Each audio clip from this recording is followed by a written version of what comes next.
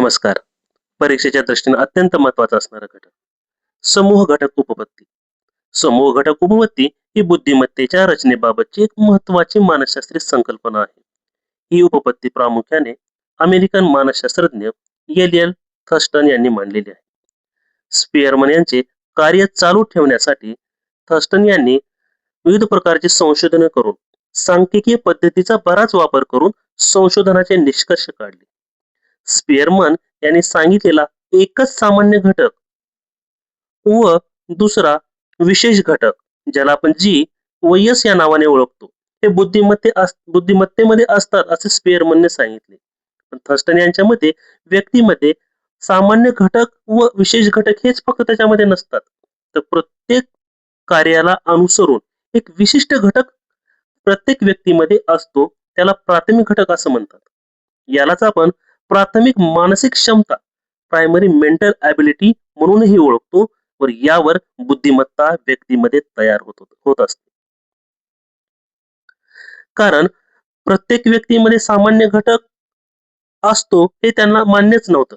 कारण व्यक्तीच्या कार्यानुसार, त्याच्या कर्तृत्वानुसार, त्याच्या आवडीनुसार त्याच्यामध्ये भर पडत चालते. एका व्यक्तीमध्ये प्राथमिक मानसिक क्षमताचा विचार जर केला, एक प्रकारचे असू शकते, 2 प्रकारचे असू शकतात, 3 प्रकारचे असू शकतात किंवा अनेक घटक त्याच्यामध्ये असतात. कारण फॅक्टर अनालिसिसचा विचार जर केला, घटक विश्लेषणाचा विचार जर केला, तर व्यक्तीमध्ये अनेक प्रकारच्या क्षमता आहेत आणि त्यावर व्यक्तीची बुद्धिमत्ता आधारलेली असते. कारण बुद्धिमत्ता एक संघ नाहीये, बुद्धिमत्तेच्या अनेक गटामध्ये ती विभागली गेलेली आहे. समूह घटक उपपत्तीनुसार विचार जर केला तर त्यामध्ये अनेक घटकांचा समावेश होतो. त्याला आपण प्राथमिक मानसिक क्षमता म्हणतो. प्राथमिक मानसिक क्षमता या नावानं ओळखतो, प्रायमरी मेंटल ॲबिलिटी.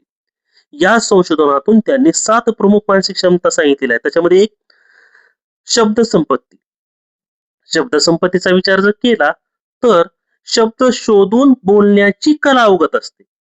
त्याला आपण हजरजबाबीपणा म्हणतो. अरे वा, काय हजरजबाबीपणा आहे. शब्द समोरच्या तोंडातून बाहेर पडतो का नाही की लगेच तो काय करतो, त्या ठिकाणी बोलण्याचा प्रयत्न करतो. म्हणजे त्या ठिकाणी शब्द शोधून बोलण्याची क्षमता आहे. दुसरा आहे शब्द प्रवाह. याच्यामध्ये अर्थ समजणे, वाचन करणे, आकलन करणे या बाबीचा समावेश होतो. या सर्व गोष्टी त्याच्यामध्ये सामावलेल्या आहेत. तिसरा घटक आहे संख्यात्मक क्षमता, ज्याला आपण नंबर ॲबिलिटी असं म्हणतो. गणितीय क्रिया, आकडेमोड करणे, अंकगणित या सर्व बाबींचा समावेश त्याच्यामध्ये झालेला आहे. ही सुद्धा काय एक संख्यात्मक क्षमता आहे. गणितीय क्रिया आहेत, आकडेमोड आहे, याच्यावर आधारलेली बुद्धिमत्ता आहे. पुढली क्षमता सांगितली अवकाशीय क्षमता. वस्तूची रचना, दिशा, आकार या गोष्टी ज्यावेळेस व्यक्तीला समजतात, त्याची समज येते, त्याला आपण अवकाशीय क्षमता म्हणतो.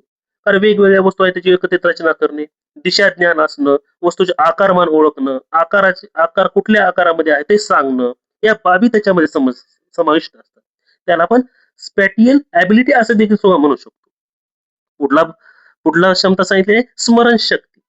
स्मरणशक्ती म्हणजे काय, लक्षात ठेवणे, पुन्हा पुन्हा आठवून सांगणे या बाबी स्मरणशक्तीमध्ये आहेत, मेमरीमध्ये येतात. आता परीक्षेमध्ये आपल्याला या क्षमतेचा उपयोग होणारच आहे. आपण आजपर्यंत काय वाचलेलं आहे हे आपल्याला परीक्षेमध्ये लक्षात येतं. कारण त्या ठिकाणी आपली स्मरणशक्ती किती प्रमाणामध्ये काम करते हे त्या ठिकाणी लक्षात येतं. त्याच्यानंतर ग्रहणाचा वेग. त्याच्यामध्ये ओळखणे, फरक शोधणे, तुलना करणे या बाबीचा समावेश त्याच्यामध्ये आलेला आहे. एखादी गोष्ट ओळखणे व त्याच्यानुसार क्रिया करणे. कारण बुद्धिमत्तेमध्ये ग्रहणाचा वेग तेवढाच महत्वाचा आहे. तसेच तर्कशक्ती. तर्कशक्ती म्हणजे विचार करून निष्कर्ष काढण्याची क्षमता त्याच्यामध्ये सामावलेली असते. तर आपण वारंवार विचार करतो, अंदाज बांधतो आणि त्याच्यातून नवीन काहीतरी सांगण्याचा प्रयत्न करतो, त्याला आपण तर्कशक्ती म्हणतो.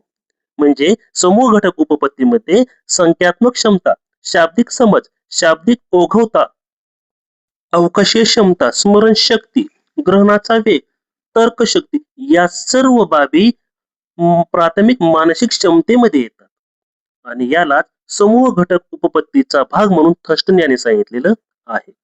या क्षमतापैकी व्यक्तीमध्ये 1 किंवा 2 किंवा 3 किंवा 7ही क्षमता असू शकतात.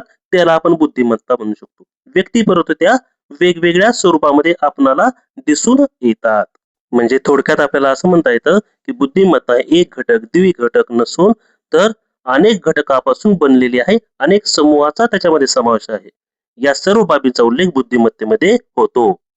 जर हा व्हिडिओ तुम्हाला आवडला असेल तर लाईक करा, सबस्क्राईब करा, शेअर करा, जेणेकरून पुढील येणाऱ्या व्हिडिओचा तुम्हाला लाभ घेता येईल. धन्यवाद.